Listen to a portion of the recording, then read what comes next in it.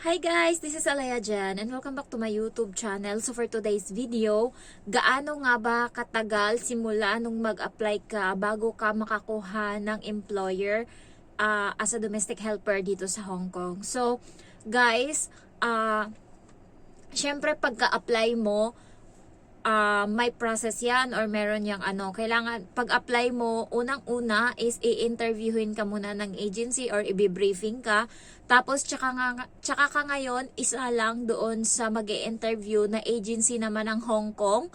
Ayan, kapag nandun ka na sa agency ng Hong Kong or yung tinatawag na principal or broker's interview, nandun ka pa sa step kung matatanggap ka nila or makakapasa ka or hindi. Pag nakapasa ka doon, proceed ka na. Pag nakapasa ka doon, kalma ka muna. Ngayon, yung agency mo na naman sa Hong Kong na yung pinasahan mo or nakapasa ka, sila naman yung maghahanap ngayon ng amo mo dito sa Hong Kong. So, pagkatapos nun is mag-antay ka muna. Pero habang nag-aantay ka, kung sure ka na talaga na gusto mong pumunta ng Hong Kong, katulad sa akin, habang nag-aantay ako, inunti-unti ko na. Kasi pagkatapos mo makapasa sa brokers or principal interview, bibigyan ka nila ng papel na may mga requirements na. So, habang wala ka pang amo, unti-untiin mo na yung mga kakailanganin mo doon. Halimbawa, yung payos, e-registration, yung photo na 1 by 1. Ayan. Kung wala ka namang trabaho, tambay ka, mas madali mong maasikaso yan lahat. Ako kasi nung time na yun, nagtatrabaho ako and nilalakad ko siya kapag day off ko. Kasi 1 month pa naman ako nag-antay nun bago ako nagkaroon ng amo. So, unang-una sa Kings ako nag-apply. Tapos umabot na ng 1 month mahigit, wala akong update doon. Hindi sila nagsasabi kung may amo na ako or wala, ganyan. So, hinayaan ko. Pumunta ako ngayon sa Light in Hope agency, nag-apply ako doon and pumasa ako. So, first week of March, pumasa ako. Kaso, walang tumawag sa akin. And yung Light and Hope nung time na yon, every week silang nagpapa-interview ng mga applicants kasi iba-iba yung mga agency na hawak nila sa Hong Kong. Parang 5 ata yung agency nila. So, every week, nagpa-interview sila every Thursday. So, ngayong Thursday nagpa-interview ako, sumunod is hindi. Next Thursday nagpa-interview uli ako. Yun yung parang mga second week ata yun ng March. So, habang ginagawa ko yun, tapos ko nang gawin yung NBI ko, yung meron naman na akong pag-ibig number,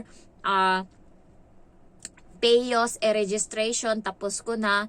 Tapos, COA, tapos ko na rin. Tapos, picture ko na passport size ba yun? Basta 2 beses ako nagpa-picture. Isa yung white yung background. Tapos yung isa is nagpaulit-uli ako kasi hindi daw yung tinatanggap sa TESDA. So, alamin nyo kung ano yung size ng picture yung kailangan nila para sa TESDA kasi yun yung ipapasa nila and sa PIDOS mo and sa other OWA, ganyan. So, pagkatapos noon, na-comply ko na, kalma muna ako. Pero habang ginagawa ko yon, nagpa-schedule na ako para sa TESDA ko. Wala pa akong employer nung time na yon nung nag-TESDA ako. So, habang ginagawa ko na yon, nagpa-schedule na din ako para sa vaccine card nung time na yon. Hindi ko lang alam kung kailangan pa ng vaccine card ngayon. Pero, hindi ko napuntahan yung sa sa vaccine card ko nung una. So sayang yung 350 ko, hindi nakalusot. Sabi ko may lagnat ako so hindi naniwala yung vaccine ng air. Alam niyo yon, yung tao doon, yung sa office nila. So another bayad ako uli. So another schedule. So pagkatapos is nung nandun ako sa training center ng TESDA, tsaka ako ngayon tinawagan ng King's Agency na merong amo na pumirma sa akin. So, nangyari yon is March 27. Ayan. So, nagpipray ako kasi yung nasa kontrata is 6 or 5 adult tapos may isang aso. Tapos yung bahay is 1,200 square feet. So, medyo malaki. So, ayoko talaga ng aso. Kaya nung time na yun, nagpipray ako sana meron pang another option. Ayan. So, meron akong isang amo. Nag-antay ako nun sa Kings. 1 buwan mahigit.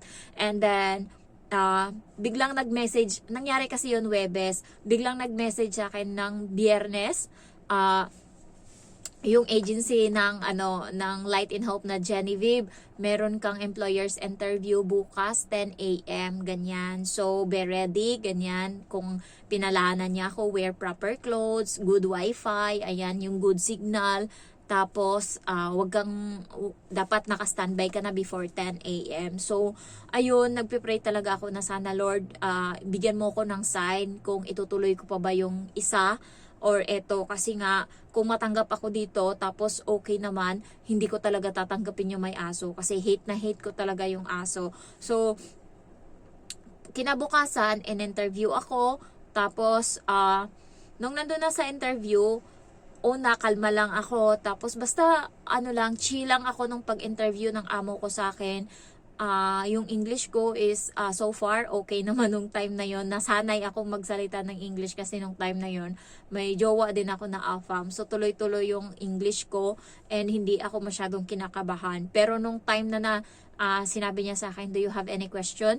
And then sabi ko sa kanya na what is your name? How many members in the house? And how old are you? Sabi ko ganun, yung ilang taon, wag nyo nang isama yon sa tanong kasi guys, big no. Hindi sila nagsasabi ng age nila kasi ayaw nila ng tumatanda sila. So kapag kayo tinanong kung do you have any question, sabihin nyo lang what is your name, how many members in the family, and if I have my own room. Ayan, so tanong nyo yan, importante na may sarili kayong kwarto. Kapag wala, tapos may iba naman kayong choices, pwedeng back out muna, ganyan. Kasi mahirap pag walang kwarto, patutulugin kayo sa CR, sa sala, katabi kayo ng bata, kayo yung magbabantay sa bata, may CCTV dun kaharap nyo. So, pagkatapos nun is doon na ako kinabahan nung sinabi niya na my name is Amy and this is Sir Adrian. Yung katabi niya pala yung amo ko lalaki. Tapos tumawa ako, hi sir. Tapos tumawa ako.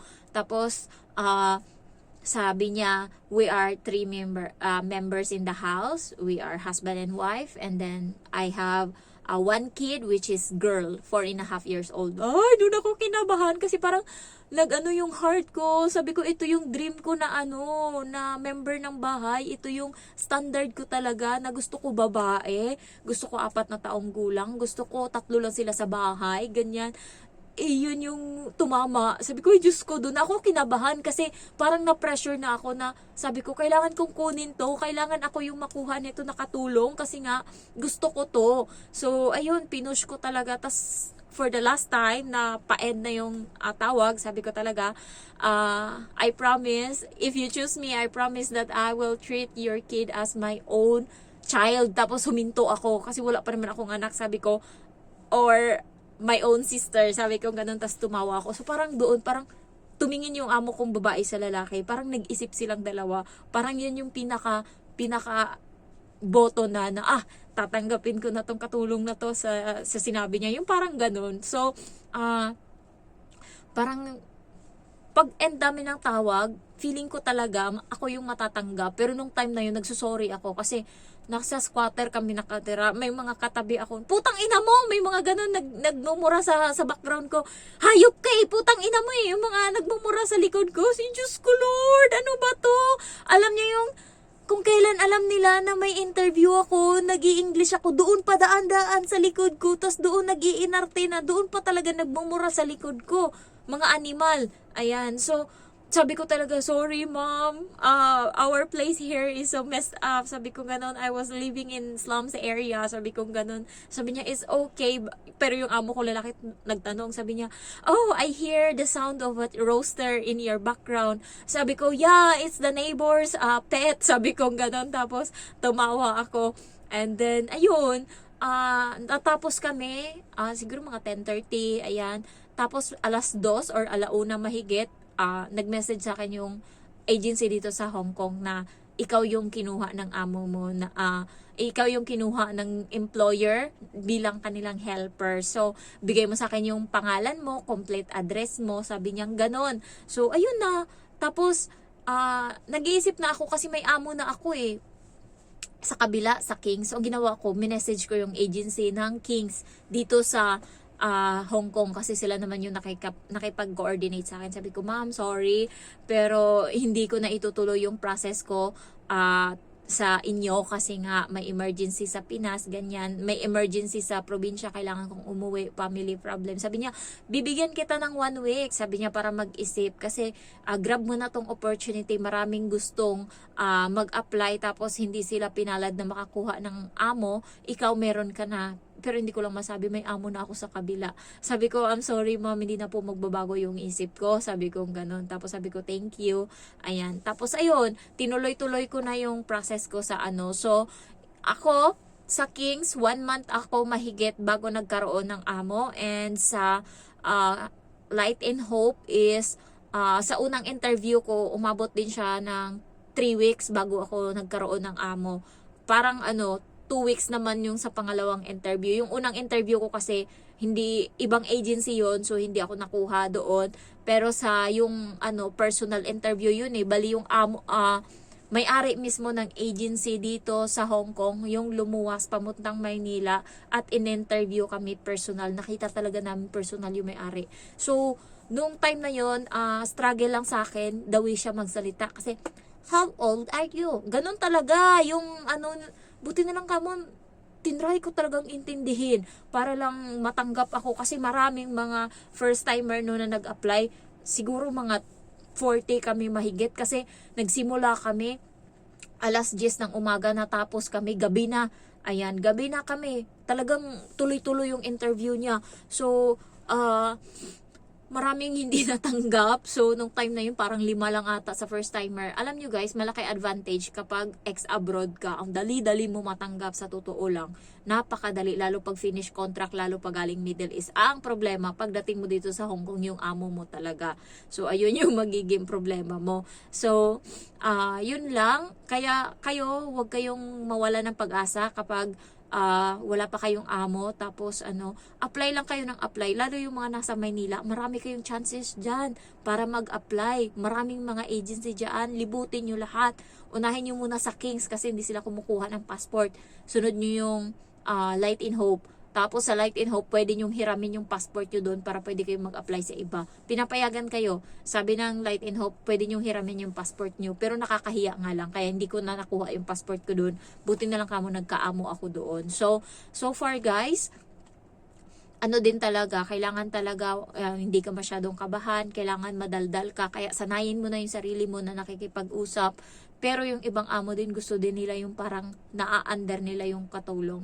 Kaya siguro depende talaga. Sabi ko sa inyo, swertihan lang talaga. Paswerte-swerte ka lang pag sino mauna. And thankful din ako kasi nung unang interview ko sa Light in Hope, magkasunod kaming dalawa nung kaibigan ko, si Rosa. Siya muna yung in-interview bago ako and dalawa kaming natanggap nung time na yun. Buti ka mo, siya yung unang nakita ng amo niya nung time na yun. So siya yung kinuha bago ako. Buti na lang kasi pagdating dito sa Hong Kong, inabot lang siya ng 9 months, nag-give up na siya, hindi niya nakaya kasi yung amo niya, winter nung time na yun, pinapahugas siya ng kotse. Marami, 3 kotse guys, tapos hindi pa naman yung katulad sa amo ko na spray-spray tapos punas lang. Yung sa kanya is hugasan mo talaga ng may sabon, towel, balde.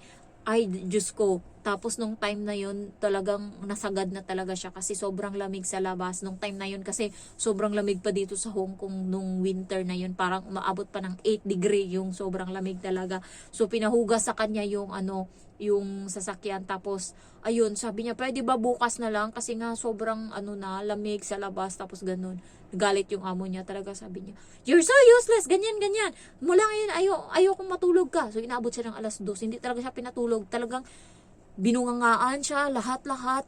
Pinaupo siya, tapos kinausap siya. Umabot sila ng alas 2. Hanggang sa, sabi niya, ayoko na ng gantong trabaho, pagod na ako. Tapos, pinasa niya yung termination letter niya. And then,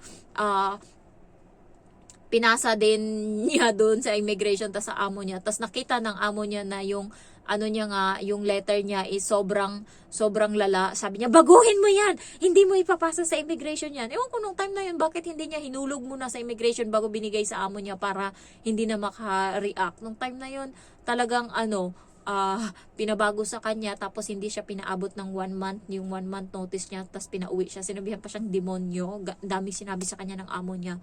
Buti na lang kamo hindi ako yung natanggap doon. Grabe. Kaya thankful ako na ito yung naging amo ko kahit papano. Ayan. Alam nyo guys, ay, mahaba na pala yung oras. Gusto ko pa sanang magkwento. So, thank you guys for watching and I love you all. Bye-bye.